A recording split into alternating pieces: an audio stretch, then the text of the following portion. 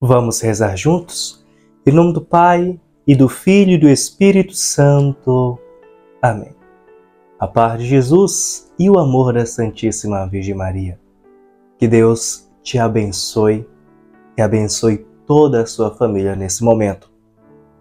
Eu quero convidá-los a meditar comigo a liturgia do 5º domingo da Páscoa. Primeira leitura, Atos dos Apóstolos, capítulo 9, versículos de 26 a 31. 1 João 3, 18 e 24 é a segunda leitura. E João 15, 1, 8 é o nosso Evangelho. Meditar as palavras de Jesus sobre a videira e os ramos significa refletir sobre a relação que nos une com Ele em sua dimensão mais profunda. Eu sou a videira e vós os ramos.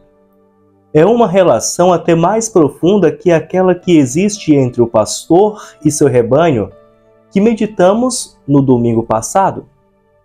No Evangelho de hoje, descobrimos onde se encontra a força interior da nossa religião. Pensemos na realidade natural que deu origem a essa imagem.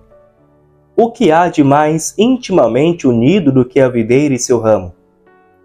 O ramo é um fruto e um prolongamento da videira. Dele vem a linfa que o nutre, a umidade do solo e tudo que depois se transforma em uva, sob o calor estival do sol. Se não for alimentado pela videira, ele não produz nada, mas nada absolutamente. Nem um raminho, nem um grão de uva, nada. É a mesma imagem que São Paulo transmite com a comparação do corpo e dos membros. Cristo é a cabeça de um corpo que é a Igreja, da qual cada cristão é um membro. Também o membro, se está separado do resto do corpo, não pode fazer nada.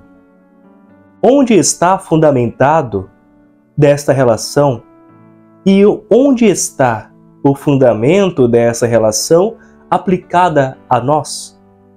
Não contraria nosso sentido de autonomia e de liberdade, isto é, nosso sentimento de ser um todo e não uma parte?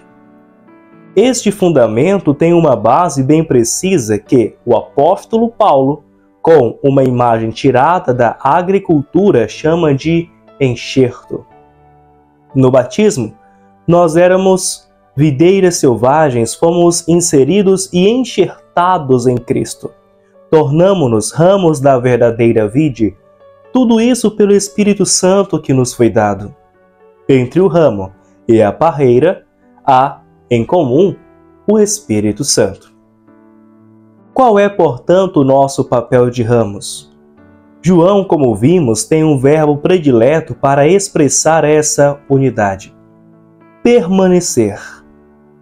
Permanecer em mim e eu permanecerei em vós. Quem permanecer em mim? Permanecer unidos à videira e permanecer em Cristo Jesus significa, antes de tudo, não abandonar os compromissos assumidos no batismo, não ir para um país distante, como o filho pródigo, sabendo que se pode separar-se de Cristo como uma decisão de momento, entregando-se a uma vida de pecado consciente e procurado, mas também pouco a pouco, quase sem que se perceba, dia após dia, infidelidade atrás de infidelidade, omissão após omissão, uma incoerência depois de outra, deixando primeiro de comungar, depois de participar da missa, depois de rezar, enfim, depois abandonando tudo. Permanecer em Cristo significa também algo de positivo, isto é, permanecer em seu amor. Primeiro no amor que Ele tem por nós, mais do que o amor nosso por Ele. Significa, por isso, permitir que Ele nos ame, que nos passe sua linfa, que é seu Espírito, evitando colocar entre nós e Ele os obstáculos da autossuficiência, da indiferença e do pecado. Jesus insiste sobre a urgência de permanecer nele, fazendo-nos entrever as consequências fatais da separação dele. O ramo que não permanece unido à videira seca, não frutifica, é cortado e lançado ao fogo, não serve mesmo para nada. Porque a madeira da parreira, diferentemente de outras madeiras que cortadas servem para tantas finalidades, é uma madeira inútil para qualquer fim a não ser o de produzir uva. Alguém pode ter uma vida muito rigorosa externamente, estar cheio de saúde, madeira árida, material pronto para ser queimado apenas encerrada a estação da vindima. Permanecer em Cristo, portanto, significa permanecer em seu amor, em sua lei. Por vezes significa permanecer na cruz, perseverar com ele na prova.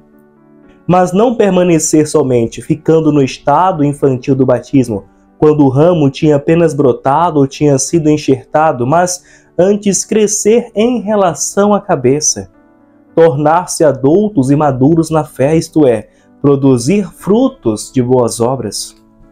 Para tal crescimento, é preciso ser podados e deixar-se podar. Podará todo o que der fruto para que produza mais fruto. O que significa que o poda? Significa que elimina os brotos supérfluos e parasitários, os desejos e apegos desordenados, para que concentre toda a sua energia numa só direção e assim cresça de verdade. O agricultor fica muito atento quando a parreira se carrega de uva para descobrir e cortar os ramos secos ou inúteis para que não comprometam a maturação de todo o resto. É uma grande graça saber reconhecer no tempo da poda a mão do Pai e não se queixar nem reagir desordenadamente, fazendo-se vítimas perseguidas, nem se sabe de qual desgraça. Vós já estáis puros pela palavra que vos tenho anunciado, dizia Jesus a seus discípulos. O Evangelho, que é palavra de Deus em Jesus Cristo, é, portanto, uma poda e representa a ascese fundamental do cristianismo. Ele corta as ambições, o dinheiro com seus satélites, a carne com as suas concupiscências, tudo, enfim, o que nos dispersa em tantos projetos vãos e desejos terrenos, fortifica, ao invés, as sãs energias espirituais. Fixa nossa atenção nos verdadeiros valores, colocando em crise os falsos. A palavra de Deus revela-se de verdade como uma espada afiada de 2 gumes nas mãos do podador. Nesta luz devemos esforçar-nos para ver não apenas nossos sofrimentos individuais, lutos, doenças, angústias que afligem a cada um de nós ou a nossa família, mas também o grande e universal sofrimento que oprime nossa sociedade e o nosso mundo inteiro, inclusive o mais misterioso de todos, que fere os inocentes. Faz anos que nos debatemos numa crise que nos mostra nossa impotência em colocar paz e ordem na convivência civil, encontrar um acordo e pôr fim ao ódio e à violência. É esta também uma poda necessária ao orgulho e à presunção humana. Talvez Deus esteja procurando com todos os modos nos fazer entender que sem Ele nada podemos fazer. É uma lição esta que uma sociedade facilmente esquece, logo que consegue ficar por algum ano sem guerras e sem grandes tragédias. O espírito de Babel, isto é, a pretensão de sozinho construir a casa, está sempre nos tentando.